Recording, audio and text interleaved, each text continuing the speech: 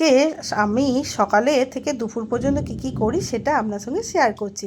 প্রথমেই সকালে সে এক মাথা তেল নিয়ে চলে এসেছি বাগানে, আম জাম কাঁঠাল দেখতে, আর তার সঙ্গে ওই ছোট্ট কাঞ্চন গাছের ফুলটা কী সুন্দর লাগে সেটাও ফুটেছে। আর তারপরেই চলে এসেছি এক কাপ চা খেতে।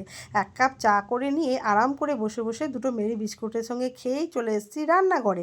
রান্নাঘরে ছেলে মেয়েদের উঠিয়ে মুখ টুক ধুয়ে বসিয়ে দিয়েছি জলখাবার খাওয়ার জন্য। আজকে বানিয়েছি সকাল সকাল আলু পরোটা। মেয়ে অনেক দিন থেকেই বায়না করছিল, আর আমরা কিন্তু আলু পরোটা দই আর আচার দিয়ে খেতেই বেশি পছন্দ করি।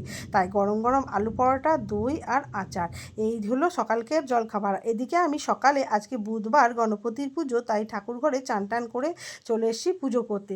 পুজো করে নিয়ে তারপরে আমি চা আলু পরোটা খেয়ে লেগে পড়েছি রান্নাঘরে। রান্নাঘরে এই যে মৌরলা মাছ, একদম এখনকার মৌরলা মাছে পেট ভর্তি ডিম থাকে, তার টক বানিয়ে নিয়েছি, ব্যাস খেতে বসে গেছি। এখনকার মতো এইটুকু, টাটা।